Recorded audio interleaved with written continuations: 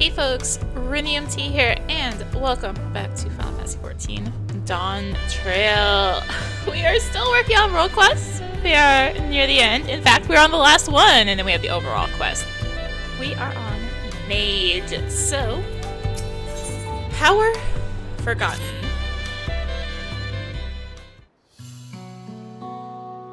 Oh, hello. Did Brooke Avu send you to help recover our stolen treasure? The heavens, and judging by your accoutrements, you learned in the arcane arts, yes? If so, we've need of your power and wisdom.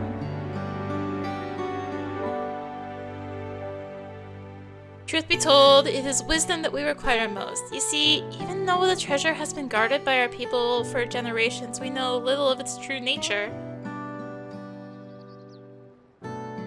In ages past, the forests of our homeland were plagued with terrible beasts, a constant source of fear and danger.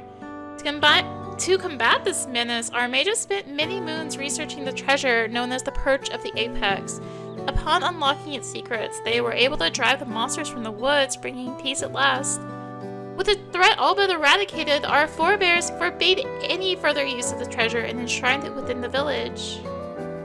As the years passed, we slowly forgot what it was to live in fear. Yet as our struggles faded into memory, stories surrounding the Perch of the Apex became legend, the myth. Now, none living are certain of its true power. Yet the peace was shattered when a member of the Passage of the Unbound... shattered by a Passage of the Unbound. Member of the Passage of the Unbound. Blech. The villain wheedled his way into our trust and stole upon my husband, the treasure's appointed guardian, catching him unaware with a terrible blow that left him unconscious. Yet he has yet to awaken, so my daughter Tepeke has set forth to retrieve what was stolen. Unlike her father, she has no skill in the arcane arts and chose the path of the sword. That's why I've been seeking someone with the knowledge she lacks, should the ancient power be unleashed. Please, if you can find in your heart to help Tepeke, I would be forever grateful. Consider it done. Oh, thank you, thank you! Now our only clue to the thief's whereabouts is from something he mentioned during his stay in our village. He spoke of his desire to bring change to a place called Rotset. That is where Tepeke decided to begin her search, so she boarded the ferry bound there by way of Limsa with her trusted sword and shield close at hand. That's how you'll know her. There's no one there who uses a sword and shield. She has agreed to stay in Razahan. To gather information till Aid arrived. I know nothing of the place, but it's likely she can be found in a marketplace or some such. Please bring her treasure and my daughter safely home. There's no one in the marketplace who uses a sword and shield, right?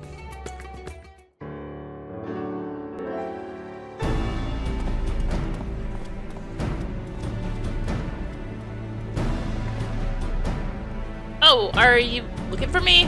Whatsoever for? Are ya? And you say my mother sent you? I take it she's already explained the details, such as how we know next to nothing of the treasure and its capabilities.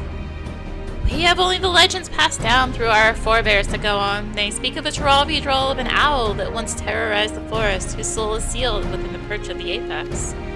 The tales have only become more vague as the mists of time obscure the treasure's origin. Even our village's eldest remembers not but an ominous warning uttered by those who once wielded its magics. The master of the Apex shall be showered with good fortune, yet leave only sorrow in their wake. It's clear that despite owing their safety to the Apex's power, our forebears viewed it as something to be feared. It truly must be truly immense. Now, onto the matter of the thief. Even during a brief acquaintance, he made plain his desire to bring change to Rotset. Naturally, I've started my search here, and have been seeking anyone who's expressed dissatisfaction with the status quo. Sure enough, I soon heard stories of a recent arrival, a self-styled savior of Rotset who proclaims he will lead the city to greatness and calls himself the Justicia. He's apparently taken on the burden of personally exterminating the bees, which infest Thavnair's wilds. He made a great show of claiming he alone equal to the task. Well, he certainly draws a crowd with his boasting. They only watch with morbid curiosity as he sets off into the jungles alone. I realize this could have nothing to do with our problem, but even the smallest lead must be pursued. I've heard he often gives speeches at the region's smaller settlements, so shall we go see this Justiciar for ourselves? It's decided. I hear Yedlamad would be a good place to start. Hopefully there we can find our next crumb of a clue. Arya, we're in luck. This boy saw the very man we seek. It seems he gave the same grand speech about saving the people, claiming the danger lurked nearby before venturing forth to combat it alone. Yet the radiant host could not well stand idle if there truly were beasts afoot, so none of them followed him. All we need to do is pick up the trail. He ran towards the shroud, but you might be able to spot him from Kajaya's footsteps. You can see the whole forest from there. Thanks, you've been very helpful. So Arya, let's head there and see what we can see.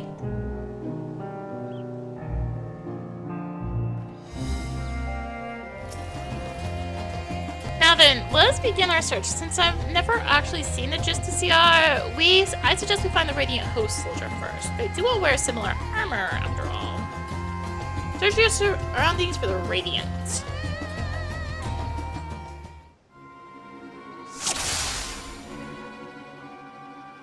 Wait, what is going on here?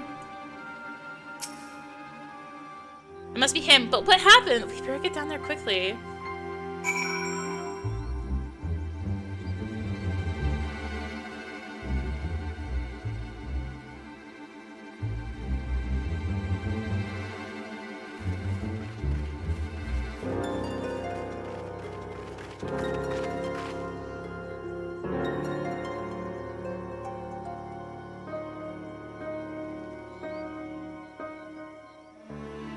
Not to worry, Arya. He's unconscious, but otherwise appears unharmed.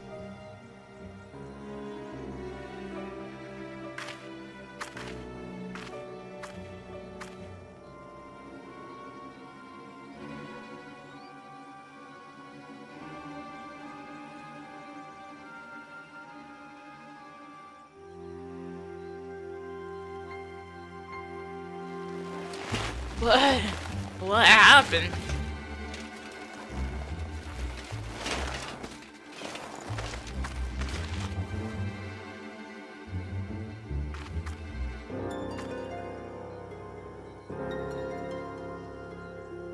We heard you came here in pursuit of the Justiciar. Do you remember anything?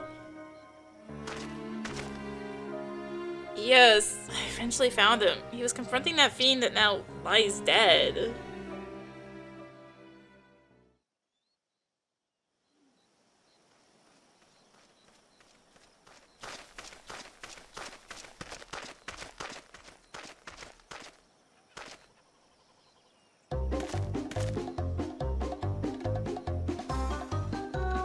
Last the Justiciar graces Razahan, I shall bring unending peace to this beleaguered land.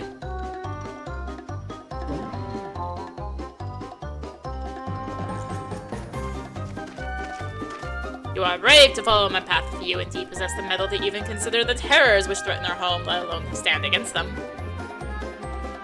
Yet courageous though you may be, you are far too weak to fell a beast of so mighty. Equip this place with your life, while you are yet able.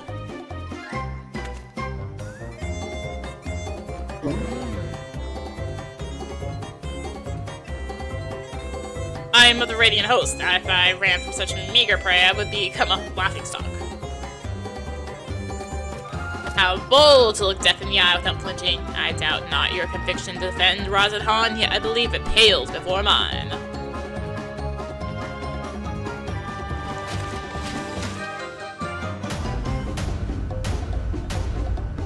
Oh, Apex, bestow upon me your divine might!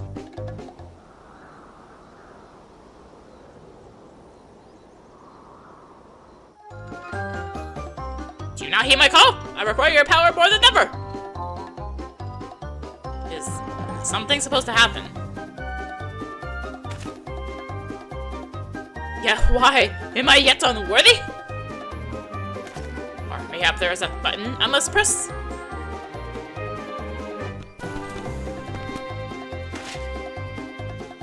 This is not what I expected.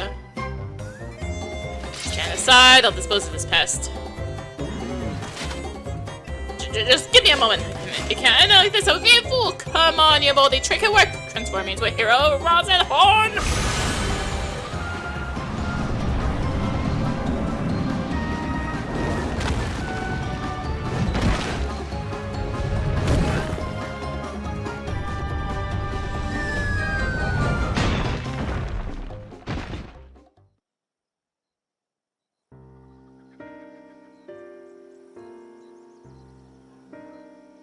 He brandished that idol and became wreathed in the mysterious light, then boulders started falling from the sky. Down they came, one after the other. That's when I must have been struck unconscious.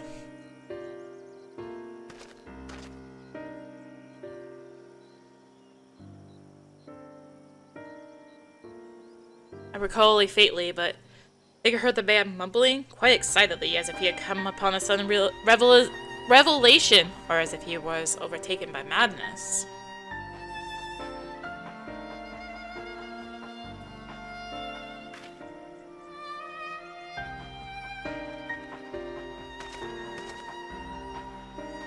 Seems he got away unscathed. Either he had an incredible stroke of luck, or whatever he was beseeching to actually answered. And it's as I suspected. Just this Yar is the self-same thief who stole the perch of the apex. But no doubt he's long departed from here. First, I'll escort this fellow back to Yedlamon and keep a close eye on him.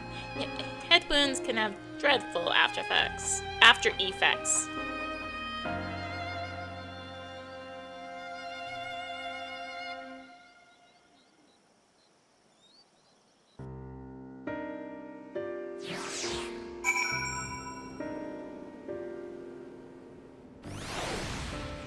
Is you're kind enough to warp me here?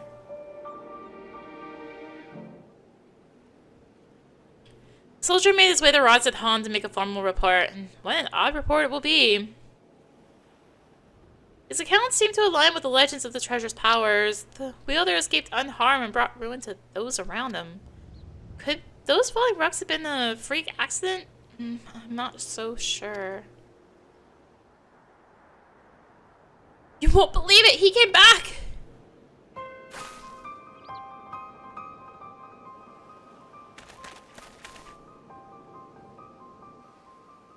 Who came back? The Justiciar.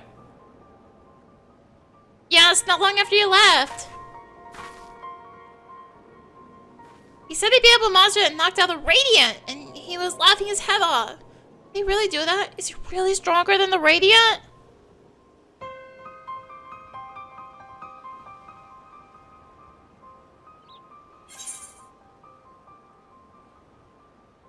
Whatever he did, the monster was slain, I suppose.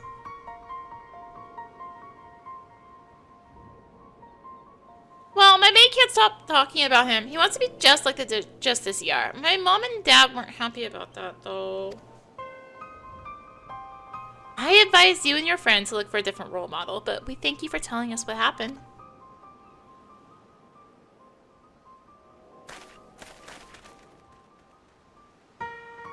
Well, there is one less fiend skulking about, I suppose. He may have been simply testing the treasure's capabilities. As far as we know, he's yet to use his power to evil ends. I find this motivation's a mystery. To steal the perch of the apex by force, only to come here to Thavnair and use it for good? No sense. You've heard tell of this passage of the Unbound, yes? Many have ventured to Tulial claiming to be their victims, yet here they would be saviors? If he had such noble goals, then why did he stoop to such devious deception? What could he be plotting? That's neither here nor there. He stole from my people, and that misdeed can't be forgiven. The perch of the apex helped us win peace. By its might, our forebears built the foundation of the lives we now lead. Yet until recently it stood silent, a symbol of our pride as a people. It reminded us that we carved out a home within the inhospitable wilderness.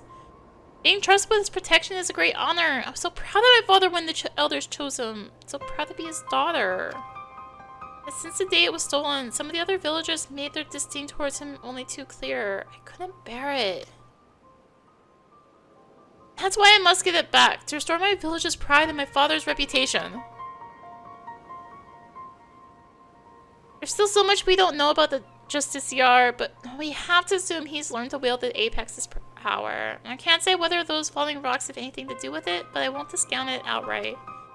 I'll continue looking into his whereabouts. While we still have so many questions, with both of us working together, we'll find answers soon enough.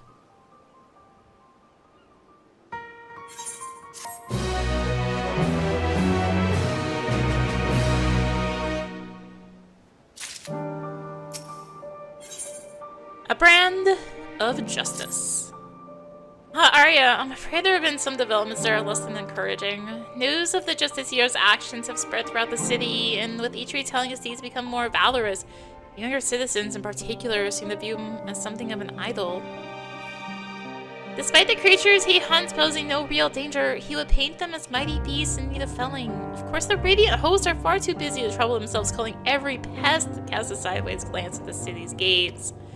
Yet the Justiciar has twisted circumstances to his advantage. He proclaims to anyone who will listen that the Radiant hosts shrink with terror before these beasts and that he's the only one who can eradicate them. You might expect such claims to be dismissed as wild ramblings. It seems no few people have fallen for his ploy. Whispers of his exploits among the youth have practically grown into a clamor. Yet we mustn't be discouraged, for his increasing fame only makes it easier for us to sniff out his trail. And where better to start than Razahan? I'll see you there, Arya.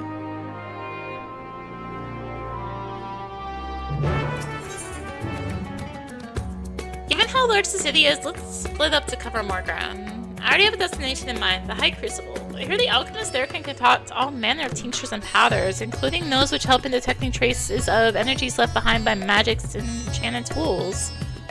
Fallen rocks have invariably marked locations where the Justiciar has performed one of its feats, and I believe an alchemical mixture can help us determine if their presence is the work of the treasure.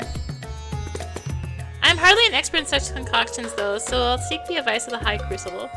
While I'm doing that, I would ask that you go to the Hall of the Radiant Hosts and see if they have any new information on the Justiciar's whereabouts. Does that plan sound agreeable to you? Great, now we both have our tasks, let's get to them. I'll meet you back here once my business is done.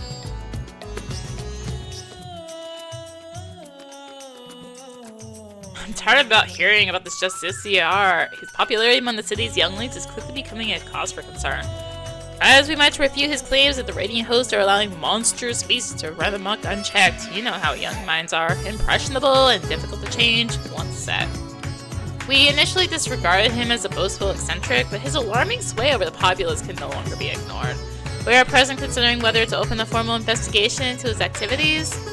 You and this ally of yours have done well in your search thus far. You even have a working theory about the falling stones. Quite impressive. Several of our number have encountered him during their patrols, only to lose sight of him under a hail of rocks. I'm gonna adjust my microphone here. Such incidents have become all too frequent, and many in our rank demand we act. For now, I'm afraid this is all the help I can offer. Please share what I've told you with your companion, and together we may yet unmask the Justiciar. It's hard to know that the Radiant Hosts are taking this seriously. Thank you for speaking with them, Maria. I have good tidings as well. I explained the situation to the alchemists, and they provided a powder that should help detect traces of magic in the surrounding environment. I say help because the powder reacts only faintly on its own. To function properly, it requires the skills of one practicing the arcane arts. But luckily, I have you. I've committed the locations of all sightings of the Justiciar to memory, and the closest to us was at the perfumed rise. Let's hope this powder works as intended. Oh, I'm like, where the heck are you? Oh, right here. The Justiciar was sighted near here, and I don't see any other conspicuous stones around, so I sprinkled the powder over this one. Now concentrate your focus, or inner eye, or whatever it is that's the locus of your power, and see if you can't detect any unnatural forces.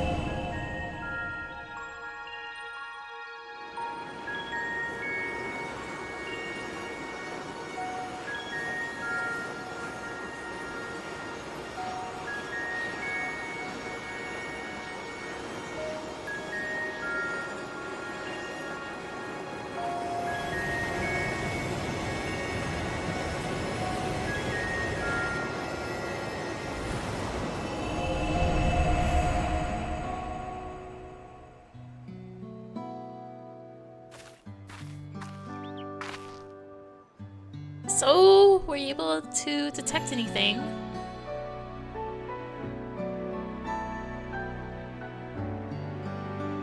I knew you could do it! So, because there are no crystals in the rock, the energy you detected must be the remnants of some kind of spell. Is that right? And taking the story of the Radiant we rescued previously into account, we can conclude that the Justice Yar uses the treasure to call these stones down from the sky.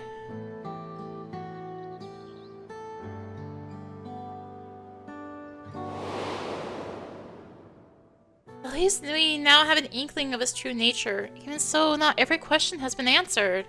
The Radiant told us that even as the Justice Yar stood before the creature, he seemed to have trouble calling forth the Apex's power at first.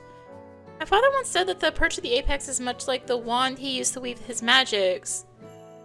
Of course, the main difference between them is the unique nature of the essence stored within the treasure. I know little of such arcane instruments, but you must be quite familiar with them. How do you use yours?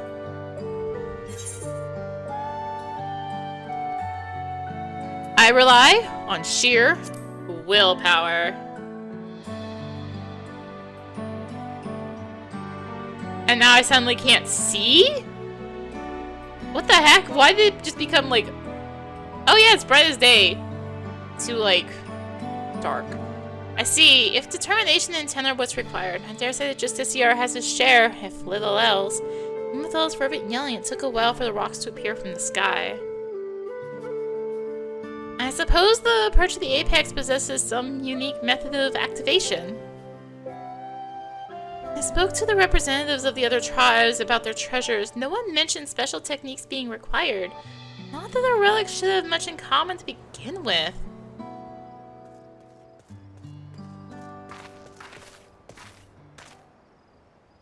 It is not... It's... You two, did you see an Ori girl pass through here by herself?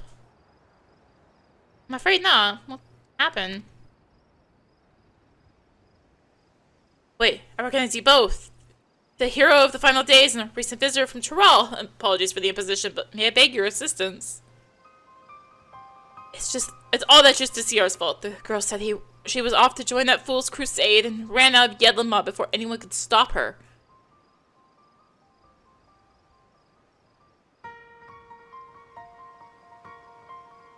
Her mother begged us to find her, but if she's following the Justice Yar, she could be anywhere. See, she's been sighted at locations scattered all over Thavnair. Or he's been sighted all over Thavnair. We can't stand around here looking at rocks while the girl's in danger, especially if the Justice Yar is involved. We have to help. That'd be much appreciated. We're searching places where the Justice Yar has been spotted before, so perhaps you could start where he hasn't been seen? Good idea. As far as I know, he hasn't been sighted at the northern shores. Come on, Arya.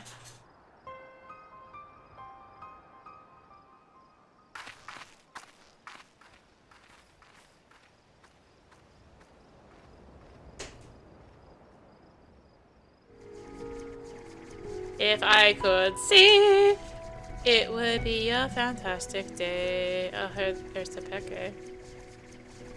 Oh, maybe back here? Really can't see anything. There's light, albeit faint. This is a little ridiculous game. I would greatly appreciate vision.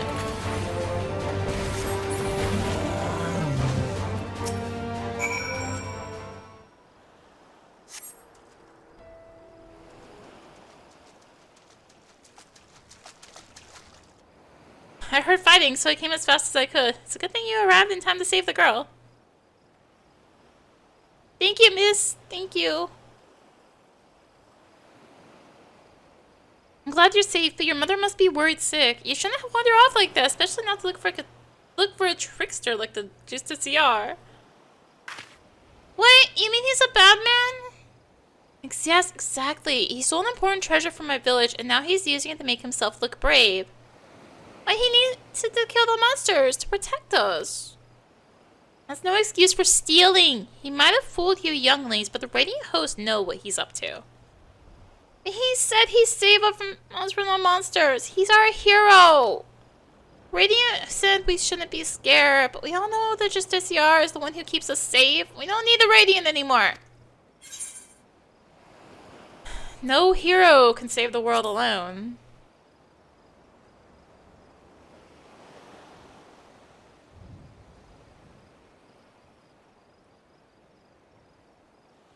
I'm sorry. I shouldn't say bad things about the Radiant. They protected everyone in the final days. I guess I forgot how much they care about us.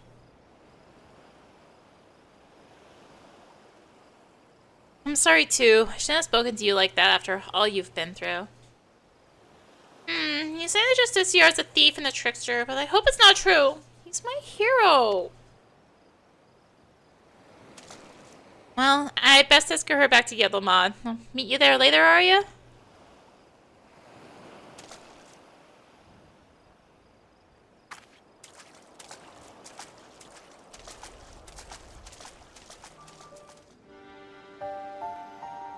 The girl and her mother are reunited. I think we can both give ourselves a pat on the back. They're on their way now to inform the Radiant host that all is well. I would like to apologize for before. I let my emotions get the better of me and harangued that poor girl when she was hardly to blame for anything. I really should have been scolding myself.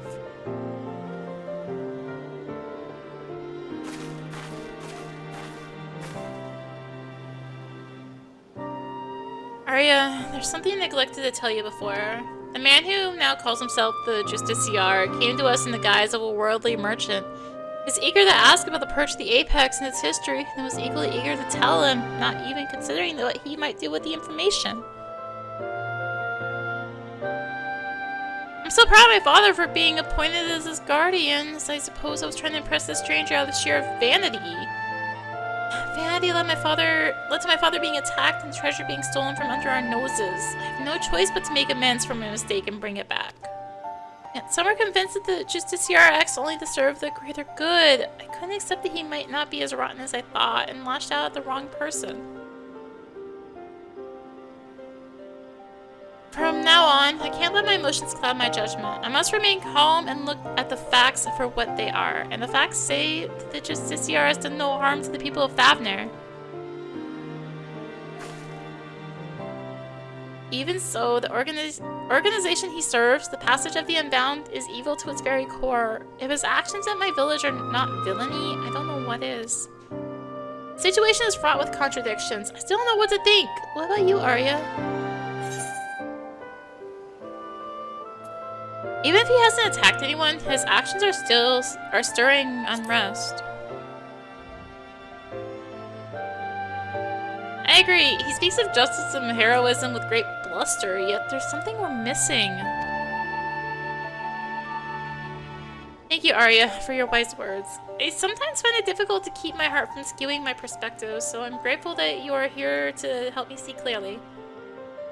So it seems our objective is unchanged. We track down the man who stole my people's sacred treasure. Whatever his intentions may be, unraveling them comes secondary to finding the man himself. I'll continue to pour my every effort into the search, so stop by from time to time and I may have something new to share with you.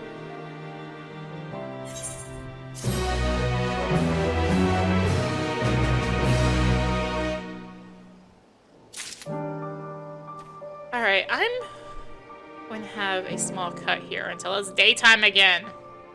This is a little ridiculous. The seeds of popularity. Arya, I hope you've been well. Since last we spoke, the Justiciar has been busy felling fiends all across Thavnair, leaving a trail of witnesses behind in his wake. More than a few have reported seeing stones falling from the sky, which all but confirms our theory that the treasure is causing the phenomenon. The stories share one more peculiar commonality. It seems the pests he hunts have all been of the seedkin variety. Why he avoids beasts of flesh and blood is yet a mystery. It bears mentioning that each of these eyewitness accounts came from people who were rescued by the Justiciar, who invariably appears just as these creatures attack. In fact, the Justiciar has been there to save the day in every single instance of seedkin-related mischief. Awfully suspicious, if you ask me, and I'm not the only one who thinks so. Some among the Radiant hosts have suggested that the Justiciar is planning these assaults somehow, so he alone can reap the glory from thwarting them. I agree, and think this should be our next avenue of investigation. Many of these incidents occurred near the Giant Skull grounds, so we should start a search there. If we can find one of these monstrous plants before it finds hapless prey, we may be able to shed light upon the Justiciar's methods. Time is of the essence, so let's leave at once. Hi, Sugi. I mean Sugrava. I mean Sugi. Just gonna chill out here. Any moving bushes, slithering vines, A-ranks nearby? Not here. In any case, Arya, I'll search the western path. Why don't you search the east? If you see something, don't strike to kill. Weaken it, then capture it with a stroke. We'll learn much more from a live specimen. Hello, cultivated marble seedling. Are you ready to face my wrath? And alright. Enemy is weak. Use the sturdy rope. I see plenty of fauna roaming around about, but the flora all seems to be of the rooted to the ground variety. Perhaps my hunch was incorrect. Well, what about this? You found one! In fact, this is exactly as an eyewitness described. Why don't you keep it for the time being? Bring it to the Great Work, and I'll ask my acquaintance there to examine it with all haste. Mistress Tepeke told me what to expect. Well then, let's see the thing.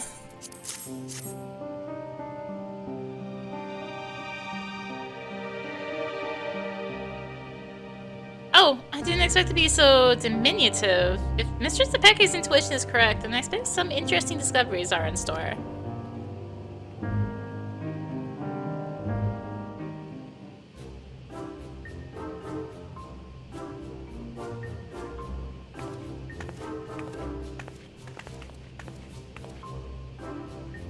You've brought me quite the fascinating specimen indeed. I can say for certain that this creature's growth isn't natural in the slightest.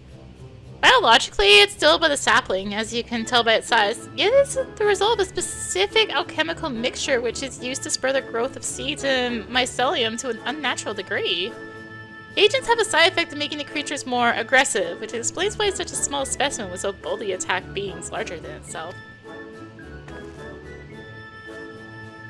Yet the solution requires ingredients most rare, and the cost of procuring enough to synthesize it would be beyond the means of most. So whoever's behind this, they are likely well healed. As for the creatures themselves, if they were all grown artificially, perhaps that explains why most of the instances involve small seedkin. Rather than wait for them to mature naturally, the Justiciar must have accelerated their growth. He could deploy huge numbers over a short span of time. In fact, his plan likely requires they be small, weak foes in order to guarantee his victory. For all, the great Justiciar can hardly be expected to bear the blemish of defeat. With these new details brought to light, it's almost certain he's staging these attacks on the common folk. Now we have a new perspective to guide our search. Perhaps you should return to Yedlamad. I hear the Justiciar is the talk of the village, and doubtless they have stories to share. Splendid idea. Thank you for your findings and brought us a step closer to unmasking that villain. Let's hurry to Yedlamad. The more accounts we have of the Justiciar, the better our chances of predicting his next move.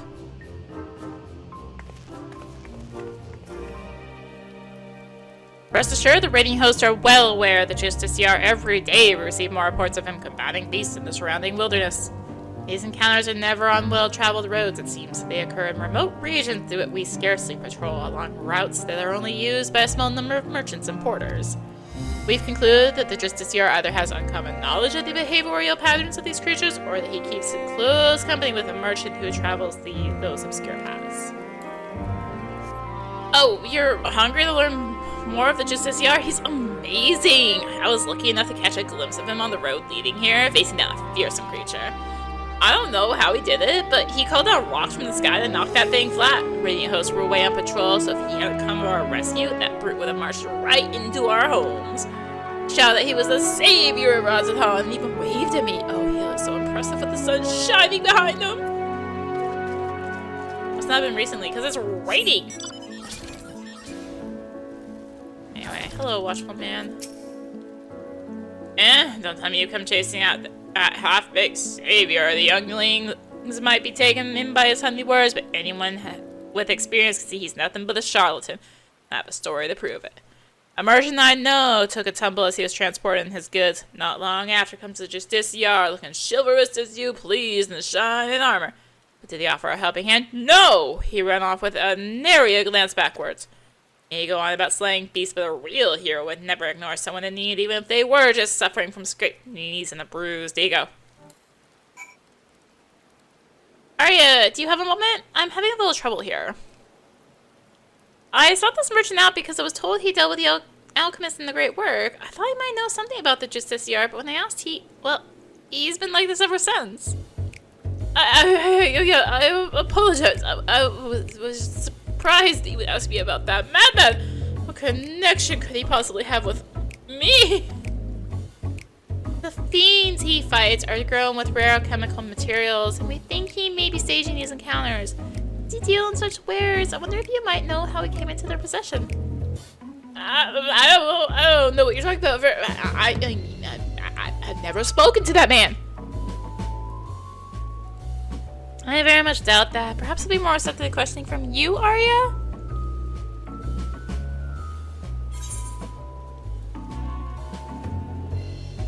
Spit it out. You're working with him. You dare accuse me? Why? I don't know that you were the ones in league with Verazon. Verazon, you say? Who is that, may I ask? Huh? What? No. That's my name.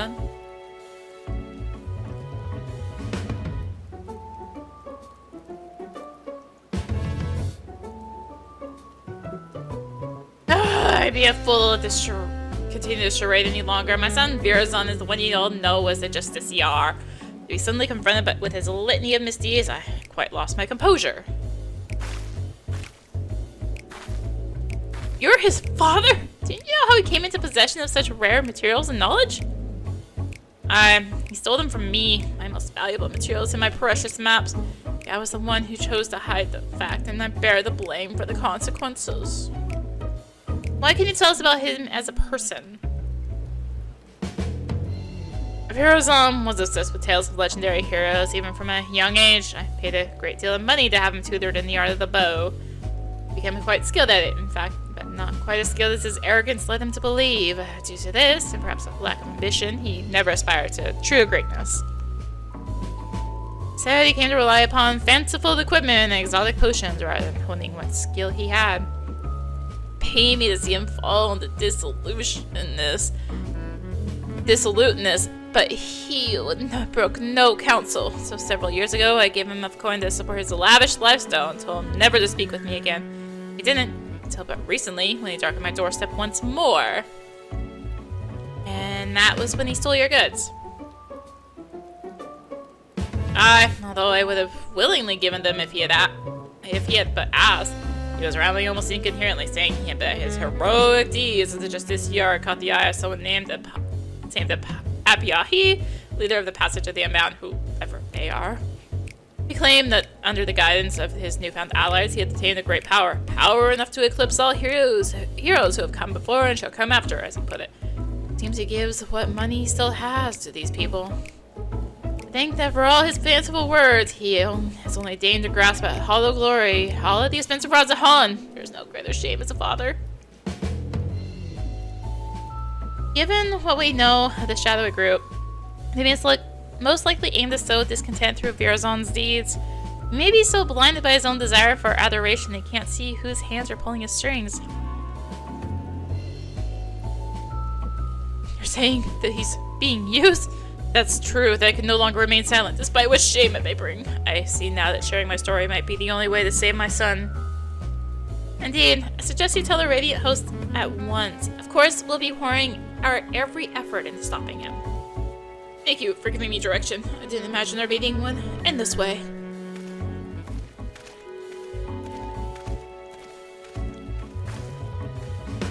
Truth be told, I'm not entirely unsympathetic towards Virazon. I basked in my father's reflected glory while having none of my own to speak of. The glory Virazon seeks is similarly false. I too shall visit the Radiant host and have them spread word of the Justiciar's true nature. If the people are wise to his trickery, they will be far more likely to aid us. He'll soon learn that the legend built on lies is no match for true heroism.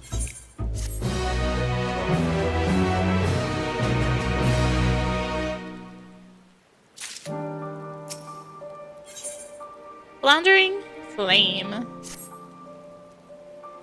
Greetings, Arya. Virazon's father has been as good as his word and has confessed the truth of his son's actions to whomever will listen. Even among the younglings, far fewer sing the Justiciar's praises. The tide is turning in our favor at last, and the Radiant hosts are making ready to tighten the net. Speaking of which, they had curious news to share. They've been examining the stones left behind by the Justiciar. Notice the pattern. There are all varieties of rock commonly found near the site of each encounter. For instance, near Giant Skull's grounds, the Justiciar seemed to have called down a hail of what else but Giant Skull. I have my own theories about what this means, but I'd like to hear your thoughts, Arya. It's safe to say the artifact doesn't create rocks from nothing. Indeed, the perch of the apex likely lifts whatever stones are nearby and brings them crashing down to earth. If our suspicions are correct, we're one step closer to unraveling its mysteries. Despite these favorable developments, the Justiciar's popularity remains a problem. Even with a recent blow to his credibility, his most ardent followers still idolize him. In fact, I hear he's handing letters to the youth to Han, though their contents are a closely guarded secret. All the more reason to investigate, don't you think? Once we get to Han, if I question people around the marketplace, could you cover the city's western quarter? That's where his younger followers tend to gather. After we've collected enough information, let's meet to share our findings. See you again in Han, Arya. The Justiciar gave me the invitation himself, only for some thief to snatch it. What? Snatch it right out my hand. Huh? You believe in Justiciar too? Well, I didn't have a chance to read the whole letter before it was stolen, but he's gathering his most devoted for a special audience. Bastard stole my invitation. It's clearly up to no good. Even matters something about getting revenge, but who could hate someone so noble?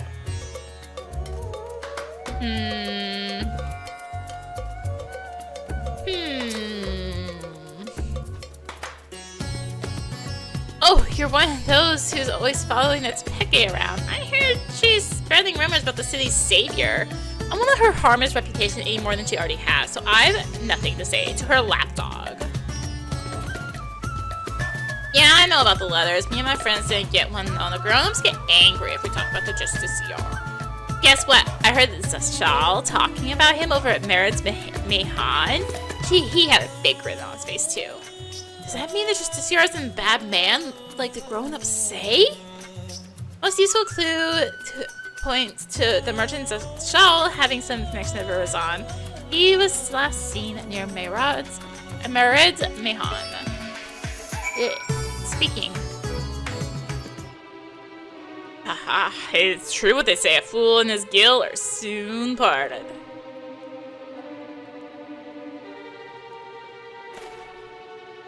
Wife isn't one of the heroes of the final days. Huh. This isn't about that map I sold to your companion, is it? You'll find the points the way to the vaults of Alzazal III, exactly as described. I've even put a few creative methods to entice my customers, but what merchant doesn't? I see you're as unscrupulous as ever. Now, a man can't fill his belly on virtue and honesty. Annie Robe, something tells me that's not why you're here.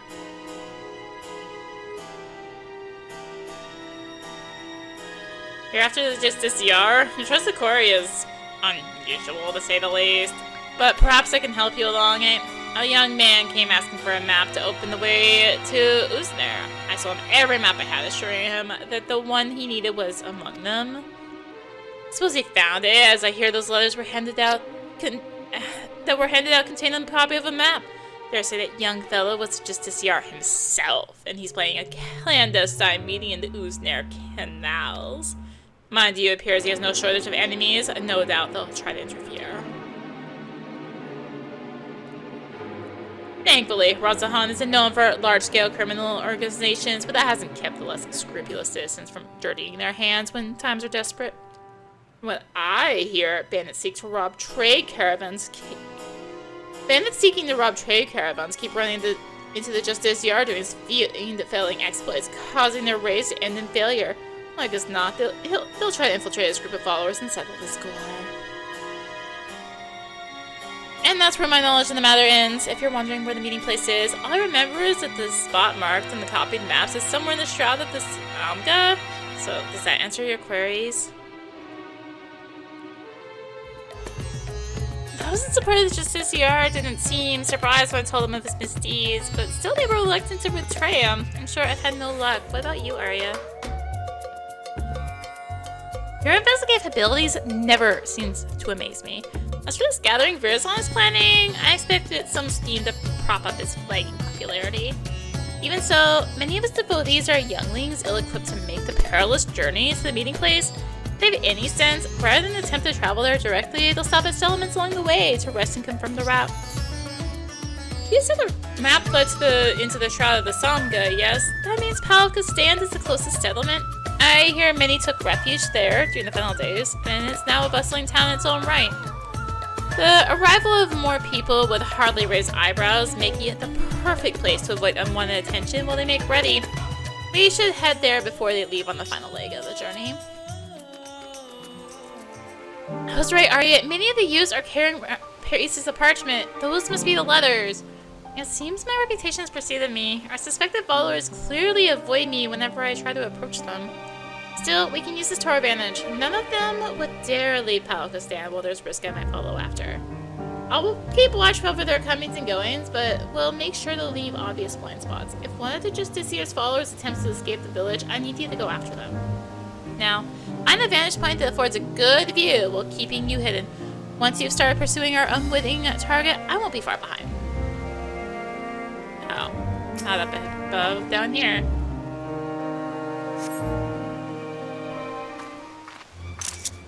I apparently am taking pictures now. Cool.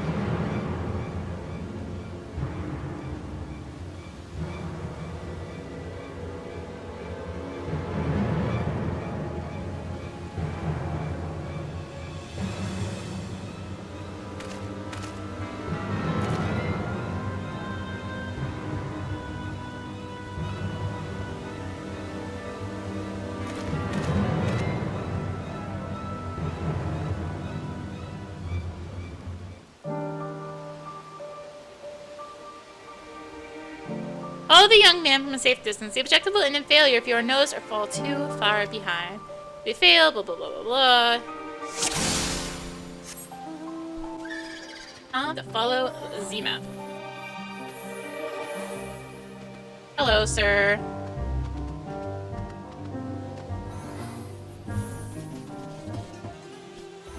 Oh, he sees you if you fly. I'm not visible! Ugh. Excuse me, game. Not visible. Very much behind the trees. Sigh. I think that's how they try and like anti-flight you. You're like, yeah, if you fly, you're visible even if you're behind something. Just kinda dumb, but sure, whatever. But I am not at all visible right there.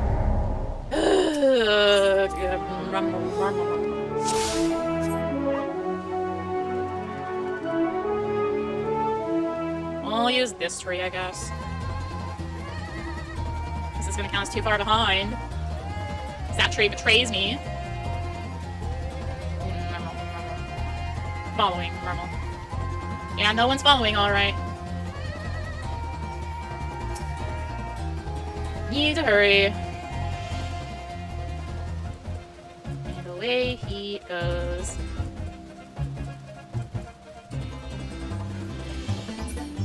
Falling behind! Falling behind! Hello. Are you gonna stop soon? No? Okay, not visible. Nothing moved. There's no dog tail back here.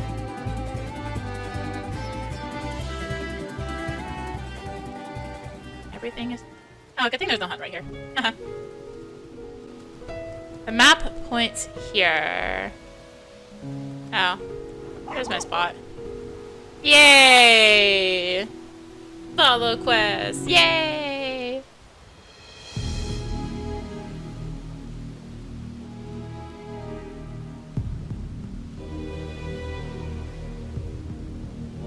Portal should be nearby, and then I'll finally meet him.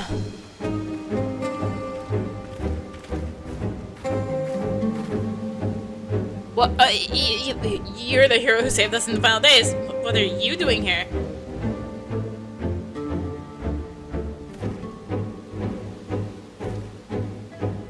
So you're working alongside that woman I saw in the village? I've heard about the rumors she's spreading, but I had no idea she'd enlisted your aid.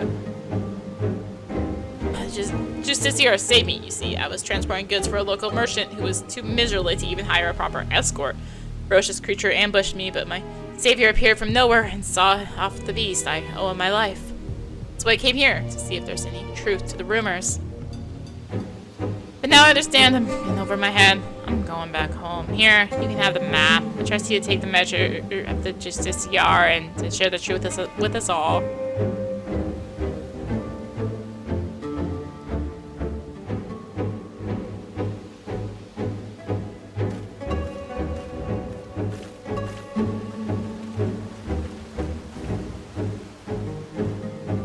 Apologies for watching from the shadows. I was afraid my presence might have startled the lad.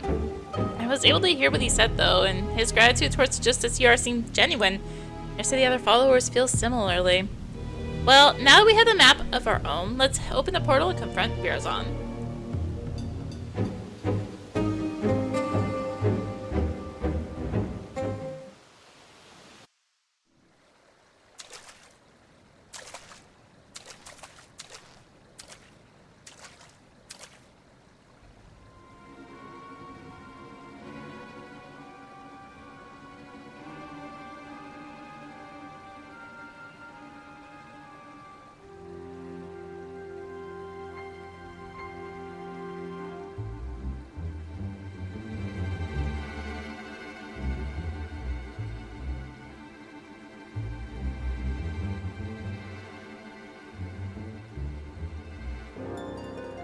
What a sight! Did the treasure cause this?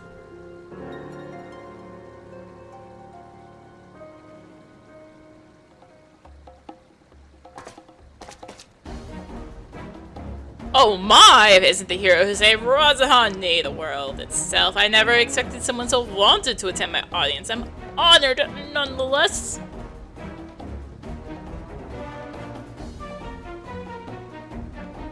Enough of your games, Virazon. Stop this madness at once. After giving you such a warm welcome, these are the things I get. Well, 'tis true that I was once known by that name. 'Twas merely a guise I wore until I discovered my true self. So long as I'm the master of Razahan, I shall not suffer any to call me a Virazon. But that is your name, isn't it?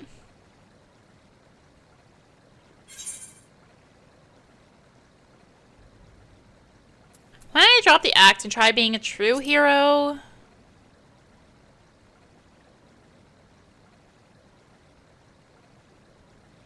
A true hero, you say? Indeed, perhaps casting aside this mask is the price I must pay for the adoration I am due.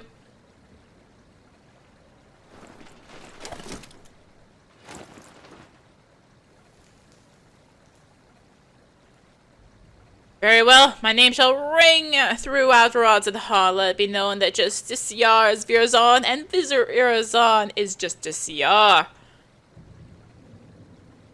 What are you saying? You unleash the perch of the apex upon your own followers? You know its name. Wait, I remember you, the girl from XIV, yes?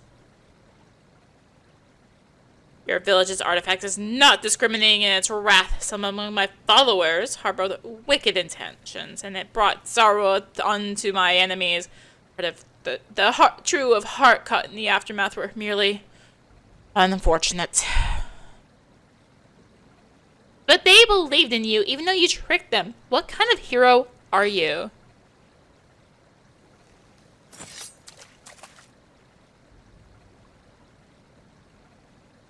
You too would oppose me. I thought that as fellow saviors we might find some common ground, yet it would seem we are destined to walk different paths.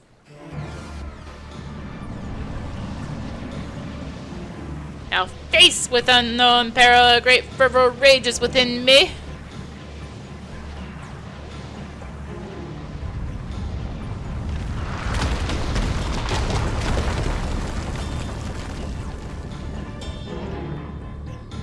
However, here is not where we shall match wits. No, more fitting battleground is in order. We shall meet again soon. You have my word.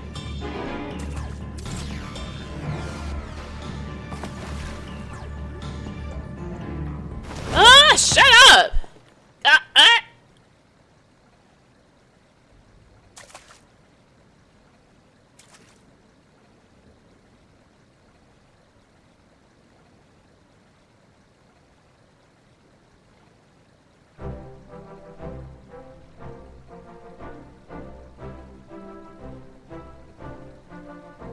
So, can you tell us what happened here?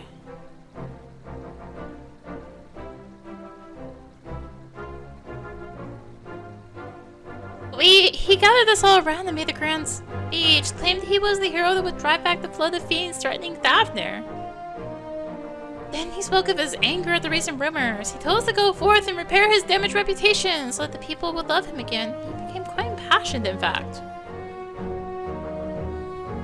As for us two, we were here to teach him a lesson, biding our time until his back was turned. But we couldn't stomach his righteous drivel any longer. He acts like he's a god come to grace Thavnair, but most people have grown wise to his tricks, including the Radiant host, who stepped forward and told him as much, and then demanded he admit he's been pulling the wool over everyone's eyes. That's when he started waving that thing about. We soon learned that the rumors of his power were true, and rocks started falling down around us. Even us true believers were not spared. There was nowhere to run. Just as Yar said, such power cannot be feathered and that sacrifices are unavoidable, and all the while, he was laughing. We pleaded with him for mercy, but that just made him angrier. He flourished the object again, yet more rocks assailed us. It was horrible! Stones big and small were raining down endlessly, until you two appeared, that is. Thank you for telling us what happened. I only wish we could have arrived sooner. Now, just to set things straight, it was you two that brandished your weapons first, yes? Well, I won't deny that, but we were only trying to bring the truth of his misdeeds to light. Though we might have had some personal scores to settle on top of that. Before I let Pelka stand, I asked the Radiant host there to look out for anyone returning from the wilderness. I suggest you head there and seek their aid. While you're there, share with them what you just told us. And as for the pair of you, don't even think about running away, or you'll have to deal with us. Have us to deal with.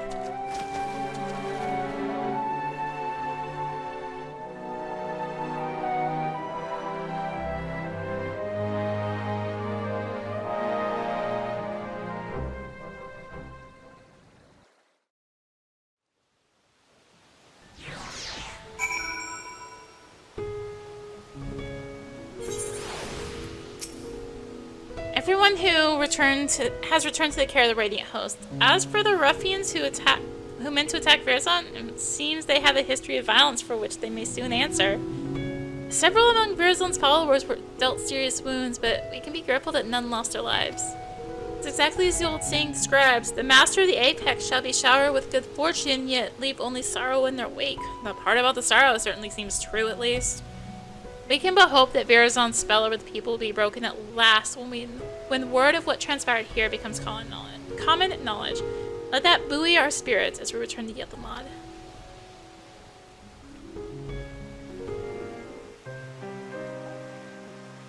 Well, that was certainly an ordeal. Although Verazon got away, we can look back upon what transpired to plan our next course of action. It appears that the treasure takes rocks from the surrounding environment and makes them rain down upon the wielder's surroundings. However, the power seems to be somewhat haphazard. While Virazon himself wasn't struck, the boulders assailed friend and foe alike. Something else has been nagging at me as well. The stones we saw in the canal seem quite a bit larger than the others. I don't know what to make of it, but I will give it some thought. We don't know we don't exactly how it controls the Apex's abilities either. We must focus on these mysteries as we continue our investigation. As for Virazon himself, he was just as his father said, wasn't he? His so-called heroism is an empty charade, like a child playing at being hero from their storybooks. He seems motivated by a vain desire to gain the love of the people, yet he cares nothing for their well-being. He'll learn his lesson soon enough, though. None will sing his praises after word of what happened at Thavnair spreads. Even he must know this. I worry that his desperation will drive him to worse misdeeds. Treasure is used with reckless abandon. It could cause untold harm. I must discuss this with the Radiant Host. Together we might be able to capture Virazon before he attempts anything drastic. Stand by for now, Arya. I'll be in touch the moment I have something to share.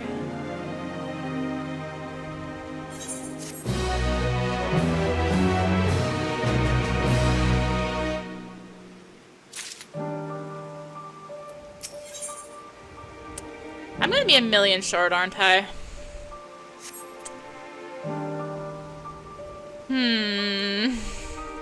Do for a million experience. I know what I can do. I have to pass the night anyway, so. Behind the helm. It seems Virazon has been laying low since our last encounter. Sad to say, however, that my investigations have uncovered little. But there's still cause to celebrate, for I've received a letter from my mother with good tidings. My father has finally awakened from after the grievous wound dealt to him by Virazon. He is well enough to travel to Tulial, in fact, and may have already arrived.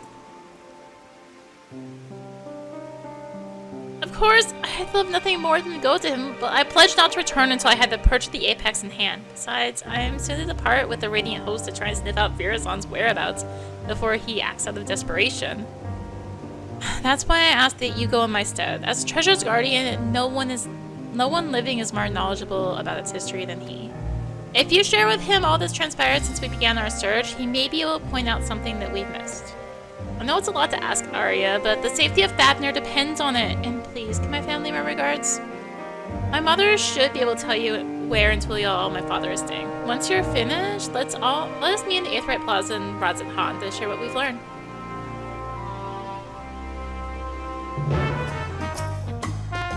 Oh, it is Arya, but I don't see Tepeke with you. Did you come alone? I'm glad to hear my letter arrived safely and that Tepeke seems to be as tenacious as ever in her search. Her father, Netsi, has already arrived here in Tulial, but has barely stayed in one place since. He's desperate to help Tepeke from a distance in whatever way he can.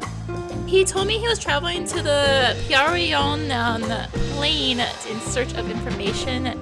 He assured me it was quite vital. If you wish to speak with him, he'll doubtless be in that area. Hello. An Otsawete.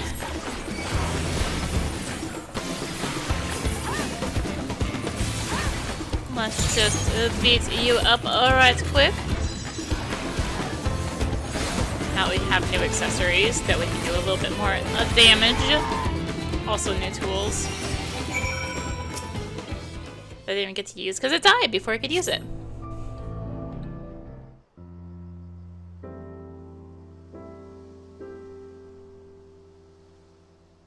Thank you, Traveler. I overextended myself. I but recently recovered from a severe injury and was a fool to confront such a beast alone.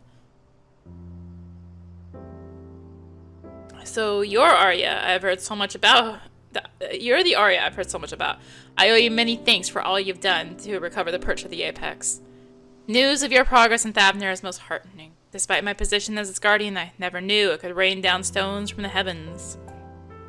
Since arriving in Tulial, I've done what I can to shed light upon the Tural Vidral sealed within the treasure. After the nations of Tural were unified, some left our village to build new homes in the city. I've sought them out to see if they know anything of use. Unfortunately, none could offer insight into the treasure's magics, but one of them told me that the owl lurked around this place.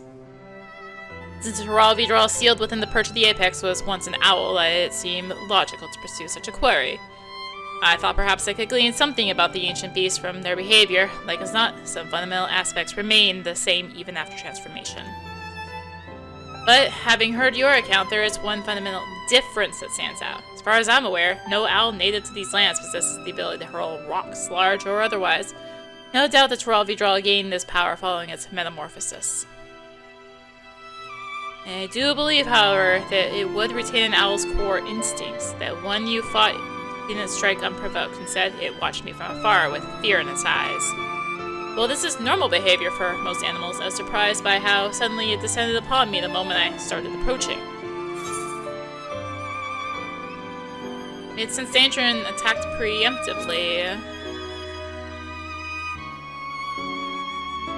I had the same thought. The owl sensed a threat and chose to confront it rather than run from it.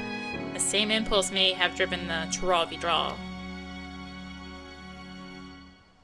Indeed, that correlates with something I heard from one of my countrymen who has relocated to Tuliolal. He spoke of a continuation to the tales passed down from the elders.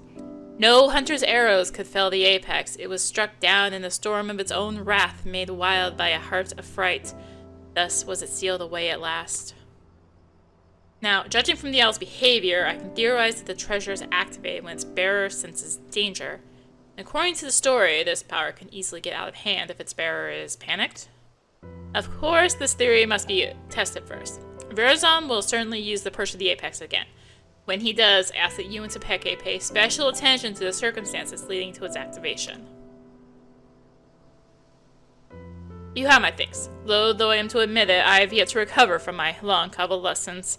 That would only be a burden to you. I wish I could aid my daughter another way, but you more than make up for my absence. Please lend her every bit of knowledge you have, Arya. I pray that my daughter will soon return home, treasure in hand.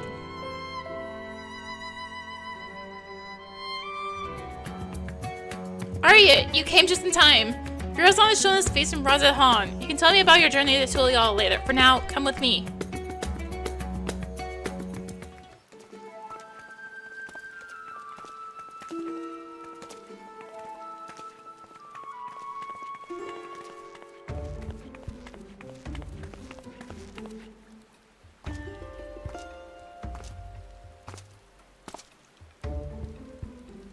Are you surprised? Thinks the Sage Council, a fellow hero. I've decided to doff my mask. Though my face may be unfamiliar, I believe you know who I am. I was once the Justiciar, but you may now call me Verazon. I'm Thavnair's protector, its savior, its hero. You may have heard salacious rumors. I have orchestrated the very attacks which I so valiantly drive back. That I was behind the catastrophe at the Uznair canals, but I'm here to assure you that those are false aspersions, all cast by those who are envious of their betters.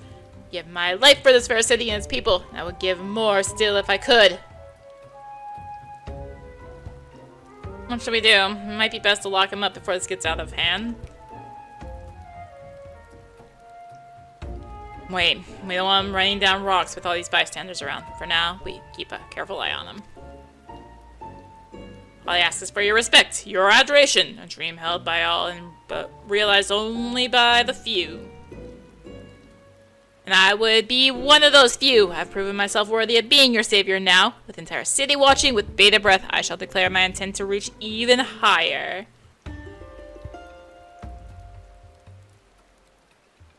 Yes, for I can protect you all the better as your ruler. I shall retire the mantle of hero and take up the crown as the king of Razathan.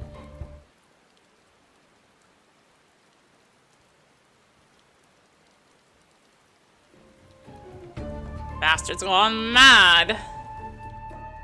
I wield power unassailable. With me on your throne, you would never again have cause to fear.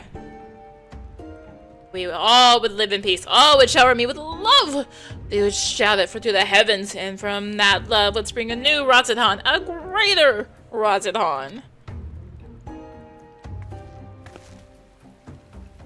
Enough of your lies, Verazon. The power you wield protects none but yourself. To everyone else, it only brings ruin. Of course, the road to greatness is ever paved with necessary sacrifices. Yet, so long as your ruler lives, Razadhan shall know naught but prosperity.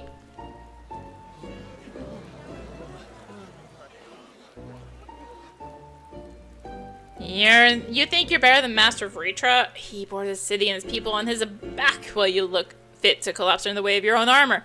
You're no leader, you're a damn joke. Does this man speak for you all? Is there not one among you who would follow me into a brighter future? Ah, but I am nothing if not magnanimous. Until you find the wisdom to accept me as your ruler, I shall continue to stand vigilant as your eternal shield. Stop this, Virzon. You're only making it worse for yourself.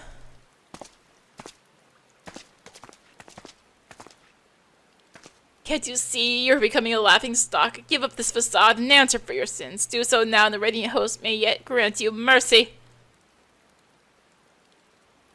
My sins? Are you not the one poisoning the people against me? Do your worst, I dare you. It will only make me more powerful. I know not what is in your heart, but please end this madness. End it and return to me, my son.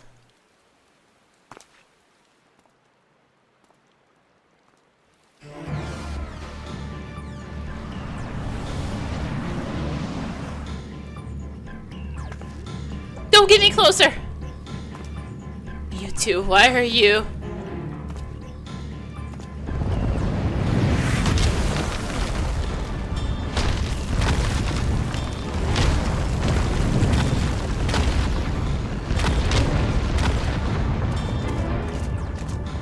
Whoa!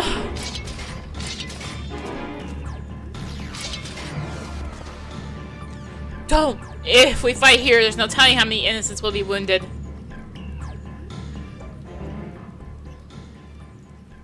Pathetic as ever. I tire of this farce.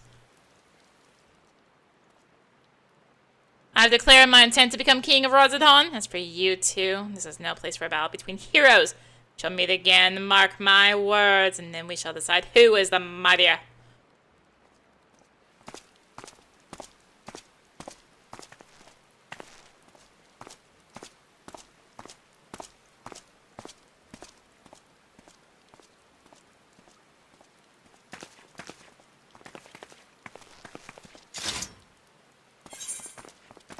We can't risk a confrontation in the city.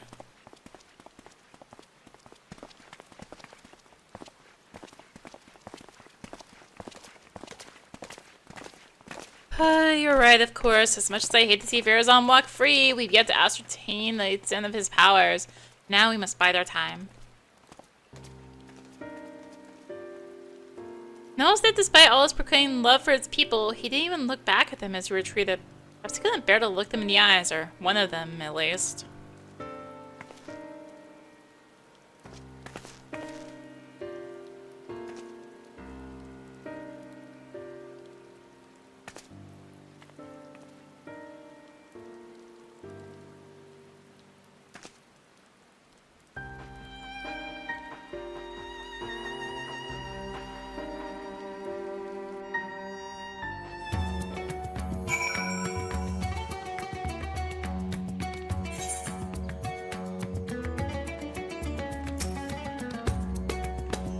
Was a disaster. Virzon is truly lost. At the very least, he's committed himself to fomenting unrest within Razadhan. Although he's my son, I cannot condone his actions. His words are grand but empty, and that ridiculous armor is nothing more than gaudy decoration. It's truly the embodiment of false heroism. What's more, this latest debacle has surely made him a criminal in the eyes of the Radiant Host. All I can do now is beg them to grant my son some small degree of clemency. Before you go, may I ask you something? After Virzon called down the rocks, did you see his expression? Not peculiar, but I'm curious as to what his father saw in that face. It was a familiar look. When I used to scold him for losing himself in make-believe, he would get that same cast in his eyes. Look of petulant rage, as if he resented me for pulling him out of his reverie and into harsh reality. It's changed. My apologies, but I must go. Just as I thought, even climbing his shining armor, he can't bear to be told no. And all his childish games have taken a malevolent turn. But for now, we should return to Yevlamon. I still have yet to hear what you learned in Tulial, after all. Now that we have some room to breathe, I'd like to hear about your journey to Tyrol. Did my father have anything to share?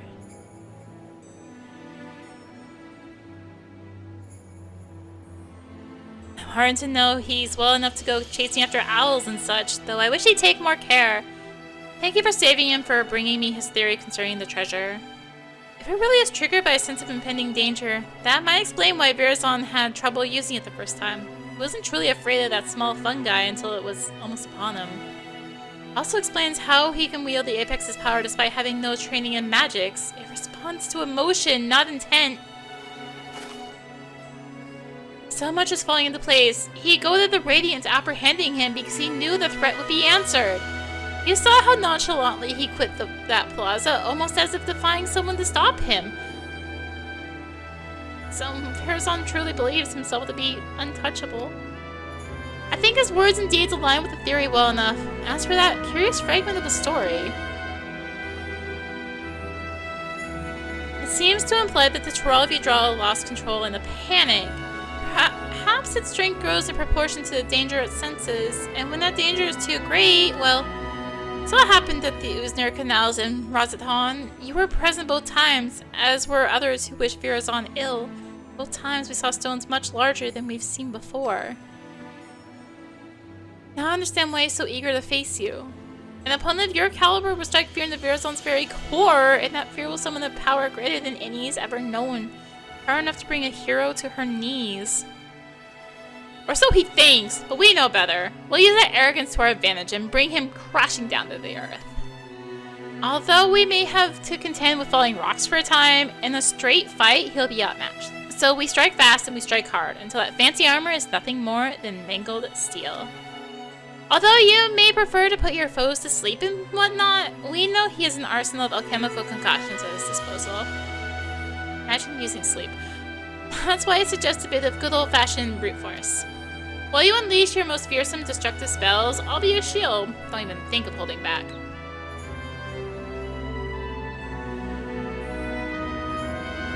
I look forward to fighting by your side. Now we simply have to find a suitable arena. I shall consult the Radiant host as to the location. Once that's decided, we'll confront Virazon for the final time.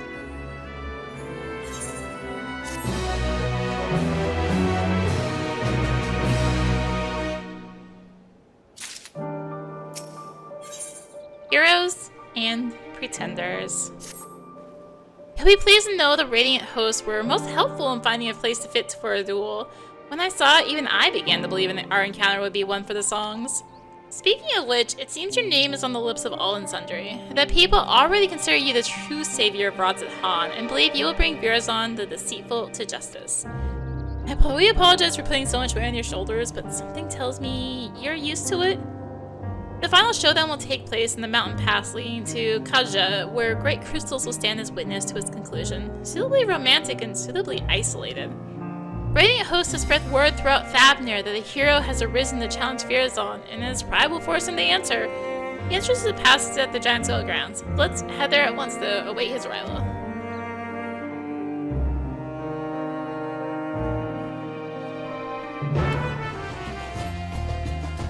Rommel here has opened the way towards Kaja. I'm certain Virazon will arrive before long, and then we'll wipe that arrogant grin off his face. First, we should check our gear and gird our loins for battle. Are you ready, Arya?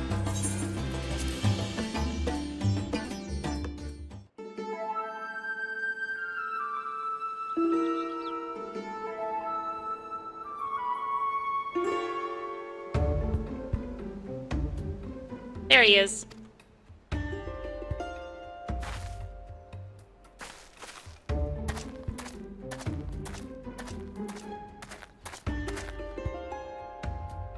Though the cragged peaks of... Through the cragged peaks of Kaja, desolate winds blow over the field of battle. Oh, what a fitting location you have chosen for the conclusion of this legendary rivalry.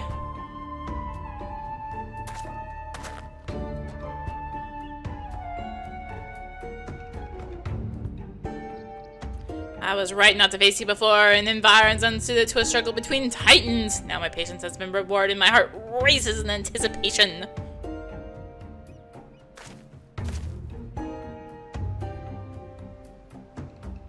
I knew you would answer our challenge. You would never be able to stomach the people calling you Craven. Such boldness in the face of impending doom. Have you not realized by now that so long as I wield the perch of the apex, I am invincible? We'll soon put that to the test.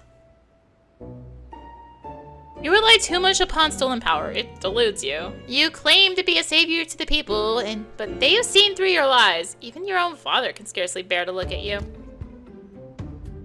You're nothing but a small man hiding within the hollow facade of a hero. And today we tear down that facade down. Will you now? You may have the medal, but have you the puissance to claim the mantle of hero? My mantle?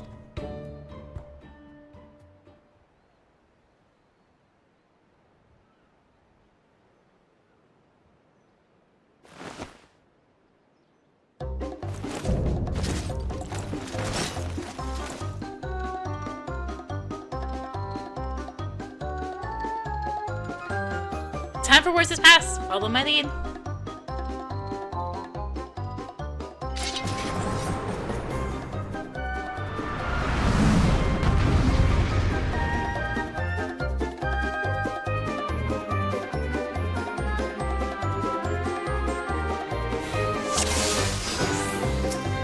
All right. Let's get this show on the road. We don't need a map open right now. Today we learn who the true hero is. You mind? I swear it's a rule. You dash in and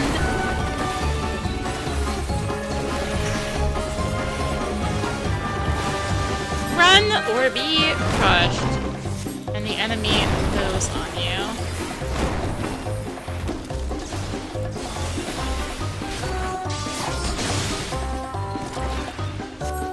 Excuse me. Buster. Of course, you know, the Mage one is like the highest movement thing they can imagine. Your spirits to say, I wield potions concocted by Thavnair's finest alchemist. You've done well. We fight into your my alchemical minions. Will something be your downfall.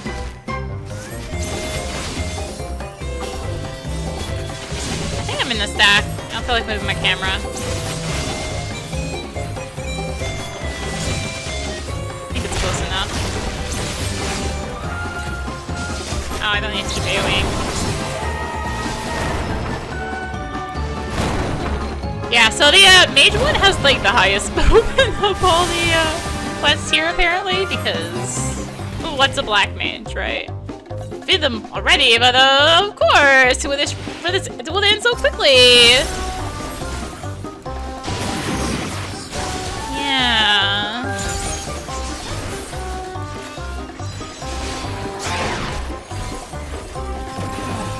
Don't you ever shut up? Yeah.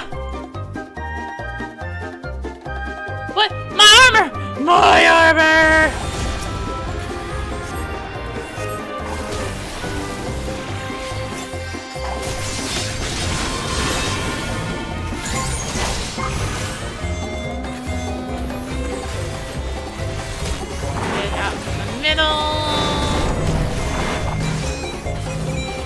Avoid the X, because you know, we didn't have enough movement in this fight yet, so we need some more movement.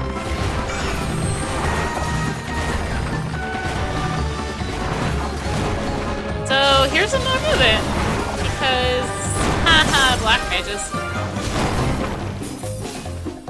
I think it's bad on the red mage. Black mage here.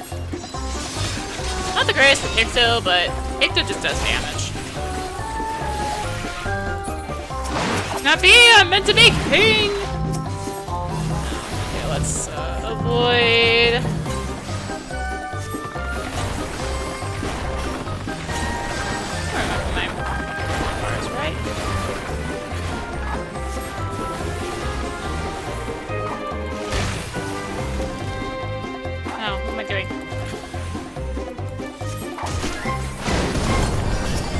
Okay, Tepeke is like dying in here. So I guess I'll toss a bear here because...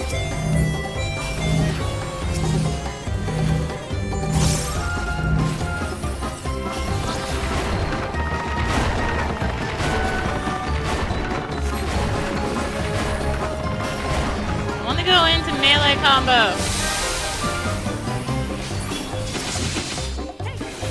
I mean, use this, but still a melee combo.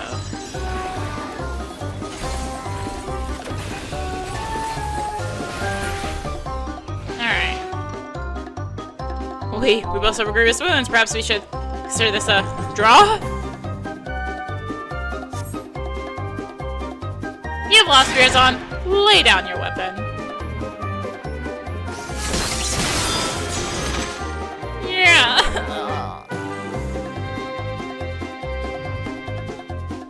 I'm utterly defenseless. This wrong piece of wood was supposed to make me invincible.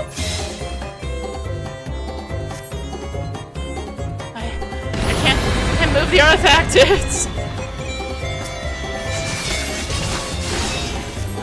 Well, the perch of the apex. Or you know, it's out of control. Apex's power grows, so it's DPS race here, along with still a lot of movement.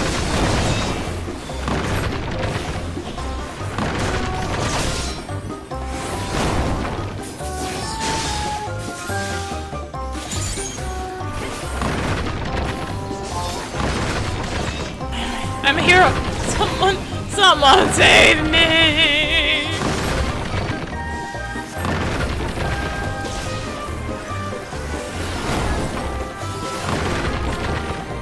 No swallows if we don't stop it soon! Sorry, I'm a red mage, I'm not a pictomancer here. I do red mage damage, not pictomancer damage.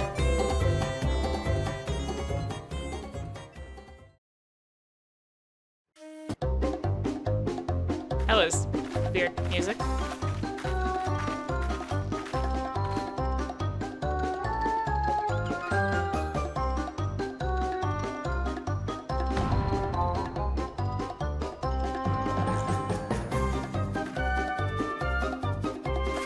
He's out cold. Now take back the treasure. What? This can't happen. A hero never falls. I must retreat. Yes, tactical retreat. Noble retreat. So just CR may live to see another day.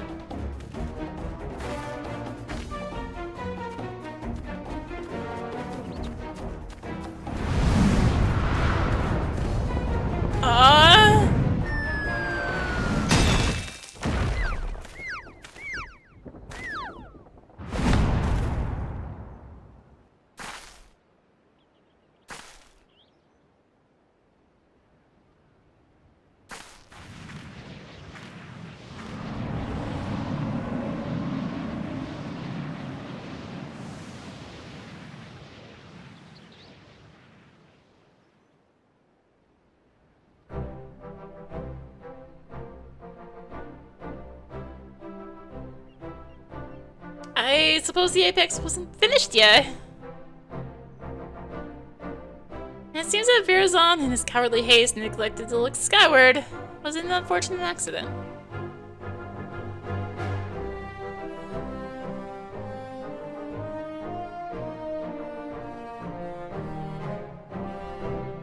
Or fate delivering his just desserts.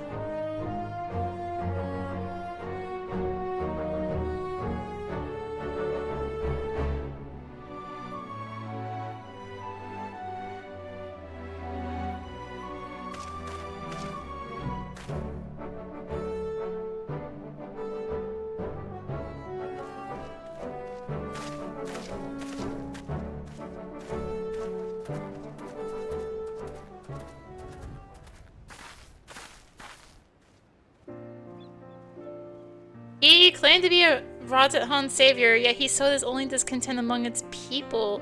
He sowed only discontent among his people. Perhaps someday in a sunless Some days in the sunless jail will give him some time to reflect upon the error of his ways.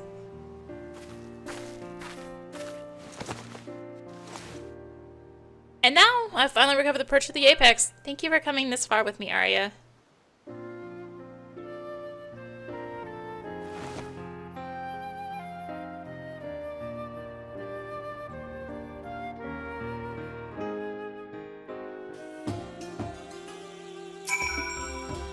The battle was hard fought, but we made it through. Virazon is the responsibility of the Radiant host now. And now that I've done what I pledged to do, I must return home and bring good tidings to my mother and father. But before doing so, there are many others I must thank. In the meantime, can I count on you to meet my family at Tulial for one final farewell? My parents will surely be glad to see you again. I didn't expect to see you in Tulial again so soon. Is Tepeke well?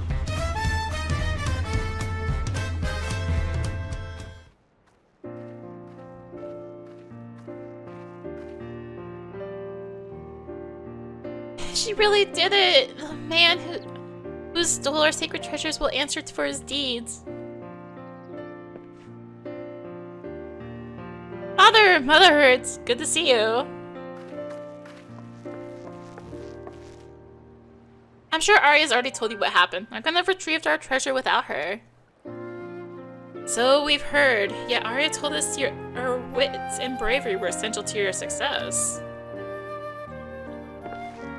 On behalf of our whole village, I thank you for guiding Tepeke in our quest, Arya. Now, the perch of the apex must be returned and put under careful guard once again. The story of the Travnair's demise proves that we are not meant to wield its power as our own. I'm sorry, Father, but I disagree. Once I return to the village, I want to tell everyone what happened in Thavnair. They need to know what the treasure is capable of, or else we risk forgetting once again.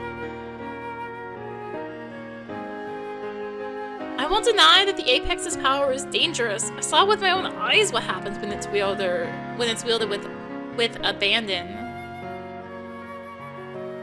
Yet during the course of our search, I also saw potential. If we fully understood how it worked, we could use it without risk to ourselves or other people. We could turn something we once feared to our advantage instead of letting it become obscured in legend.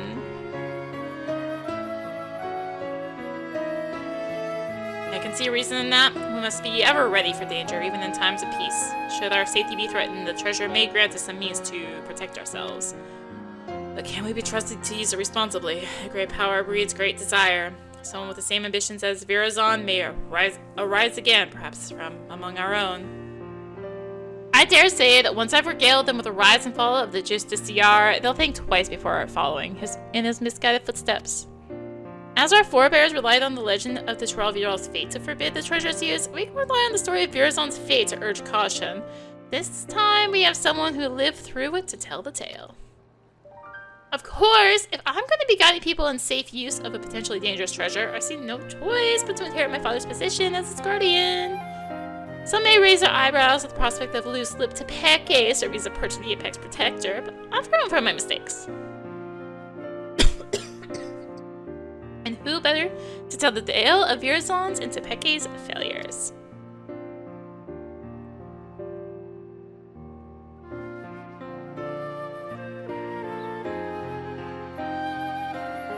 Your only mistake was in trusting Virazon, the same as I am many others. Unlike him, you have the willpower to overcome your failings. Over the course of your long and arduous journey, you gained a wealth of experiences, and your efforts have finally been rewarded. You took responsibility for your actions, and by so doing, proved your conviction to our people. They shall listen to this position with open minds, I am certain. Now, we must say farewell, as much as it pains me to do so. I owe you a debt I can never hope to repay. Once I return to my village, I'll do my utmost to protect the treasure we worked so hard to retrieve. Until next we meet, may fortune smile upon you.